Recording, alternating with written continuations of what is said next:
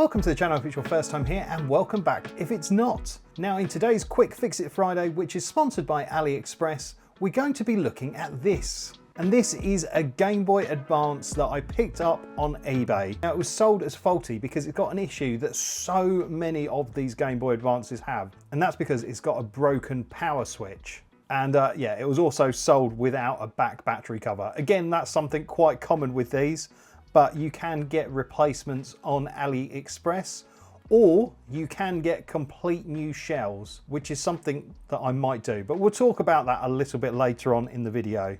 So yeah, hopefully in this video today, we'll get this torn down, fit a replacement switch, and it will be working better.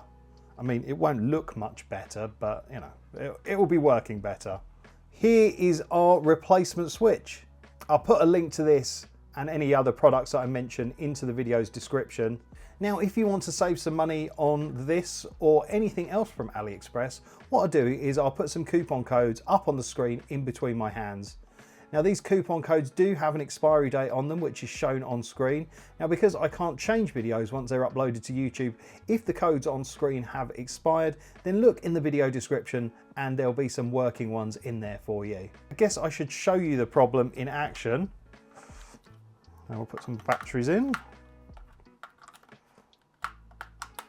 I own one Game Boy Advance game. Game Boy Advances, I think, do play Game Boy and Game Boy Color games from memory. But yeah, we'll put in an actual Game Boy Advance game and see what happens. Oh. Case in point, it's actually switched on at the moment, but it's not on. Oh. Yeah, it sort of wants trying to work, and it should be relatively straightforward to fix.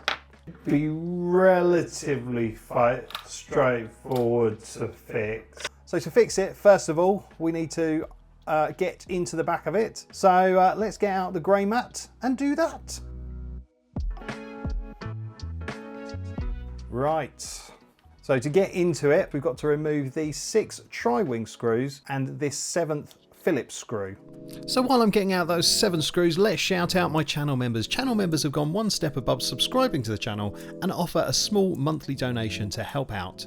If you want to become a channel member, scan the QR code in the corner of the screen or follow the link in the video description. Anyway, our channel members at time vetting are the Kip fans, and then the Kip early birds, who are Tim Salt, Sorcerer Stan, Mark C and Rob Lynn. Then I love these people so much. They are the Kip lovers, and they are Bella Webster, Stez6pix, Lawrence, Scott Kendall, Props Retrofix, Coaster Chelsea, DD Media Production, Lee Benz, Anna David Hughes, Danielle Adele, James and Danny, and Alex Bennett. Then these people are the nuttiest fruitcakes I know. They are the Kip Nutters, and they are Becky Boobar and Alan Green. And then boom, right at the top here, we've got our Kip Mental, and that is RJ Prate. Thank you so much, RJ, for your continued support, and big love to all my channel members, no matter what level you're at. And with that, we've opened the Game Boy Advance. Okay, so there is our power switch. Right, so let me just take out these plastic pieces. So we've got the shoulder buttons up here, and then we've got these little side guys. So to remove the screen ribbon cable, we've just got to push up these 2 grey tabs that are either side of it. And once we've removed the board from the front cover, that should just easily pop out. And to remove the board from the front cover, we've just got to unscrew these 3 Phillips head screws.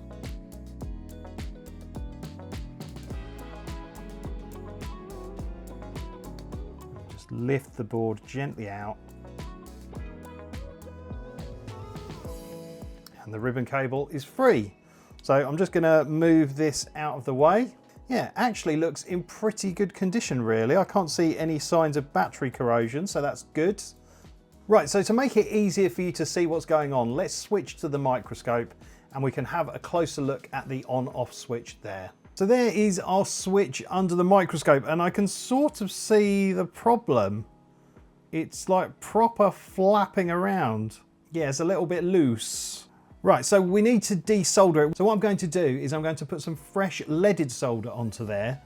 Now this will probably have unleaded solder on there, and unleaded solder has a higher melting point. So if we put some leaded solder on there with a lower melting point, it should combine with the leaded solder and make it overall have a lower melting point, and therefore make it easier to remove from the board, in theory.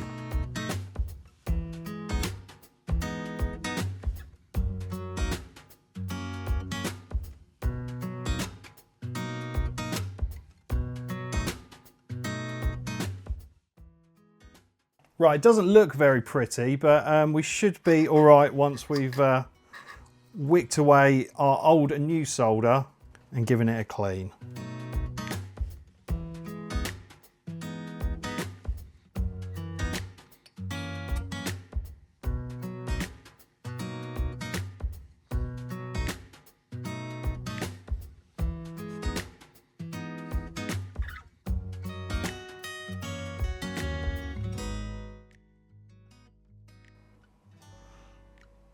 Yeah, it doesn't look great in there. So what you're seeing here is about 10 minutes of me trying to get this switch off with the soldering iron. It's not going very well at all. I'm having to break it. It's all a bit of a mess and it's just not working out. So I need to change my plan. And I'll explain why I was struggling with the soldering iron a little bit later on. But at least now, hopefully, the switch will come off. But will that be the only thing that comes off? Oh, Lord. It's no good. Have to go in for the hot air.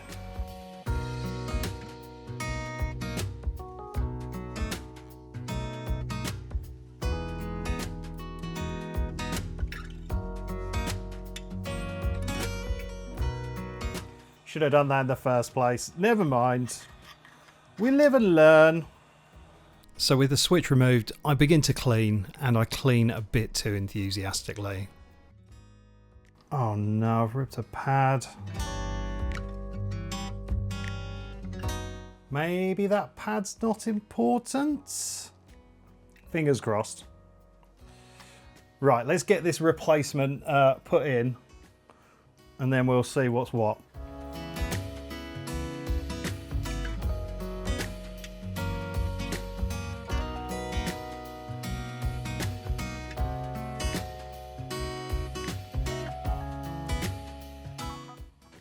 Right, so that's the switch held down in position.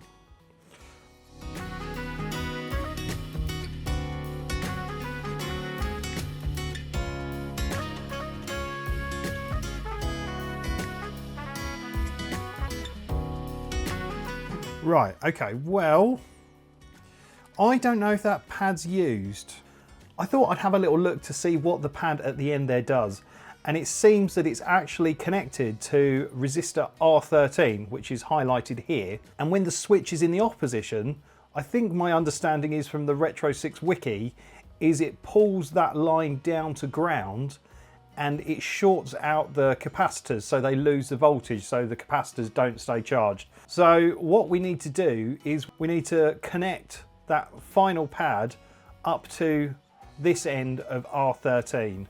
So I'm going to do that with a little bit of enameled wire. I think actually, even if I didn't connect it, the switch would still work. But if you turn the Game Boy back on again quickly after turning it off, because the capacitors hadn't been discharged, it might not boot every time.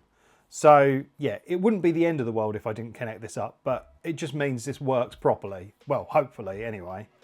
If you're wondering why I didn't take the switch off to do this repair, my thought process was, because I'd already damaged one pad, I didn't want to damage more in removing it and putting it back on. So I thought I would just struggle with this repair rather than have to struggle with repairs on another 3 pads. So that's why. Right, so we should now have continuity between here and here. So there we have it. That's our hopefully repaired board with a hopefully working power switch. It definitely couldn't be any worse than it was.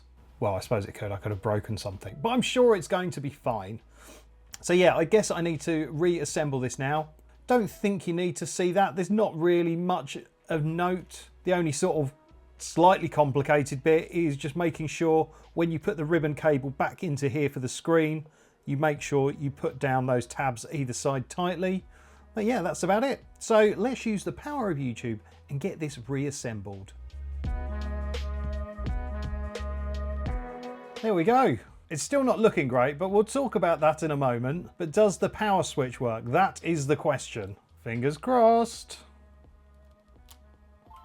Yes. Nice. Perfect. Right, let's make sure it's not a fluke. Cool. Right. Excellent. Very frustrating to lose that pad. And I probably should have used hot air in the first place to remove the switch. When I try and make these videos, I try and make them so you can follow along at home and hopefully not need like crazy advanced tools. And I do try to avoid using the hot air station because I know they can be quite expensive. So yeah, in hindsight, probably should have used hot air from the get-go, but I wanted to see if it was possible with the soldering iron. And it was sort of, but yeah, I wouldn't do it like that again. Mistakes happen, but mine usually end up on the internet. So yeah, just bear that in mind if you're going to have a moan at me in the comments. But yeah, it worked in the end. Repairing that trace with the little bit of enameled wire to put it back to where it should be on the end of R13 seems to have worked. We power off, we can power back on again, and it works just fine. So that's really good. Now, like I said, this is still looking a bit ratty, and I haven't actually bothered doing any cleaning on it because I think what I'm going to do on this in an upcoming video is I'm going to reshell it, and I'm also going to put in a brand new IPS screen because the screens on these are rubbish. They're not much better than the sort of Game Boy type screen, really. You really need like backlighting and things to appreciate these quite awesome games that are on the Game Boy Advance properly, but yeah, you just can't really enjoy them when they're on a screen that looks like this. So that is the future plan for this Game Boy Advance. So if you want to see that happen and learn how you can do it yourself at home, then make sure you've liked this video and hit subscribe. So yeah, I hope you've enjoyed this video. Sorry I made a little mistake, but it happens. If you got this far into the video, maybe tell me what colour shell you'd like to see this Game Boy Advance be when I reshell it. There's lots of different colours that are available, and yeah, I might reshell it in the colour that you fancy, but let me know in the comments. But aside from that, I don't think I've got anything else to say. So thank you so much for watching. Don't forget to like and subscribe. But for now, it's game over.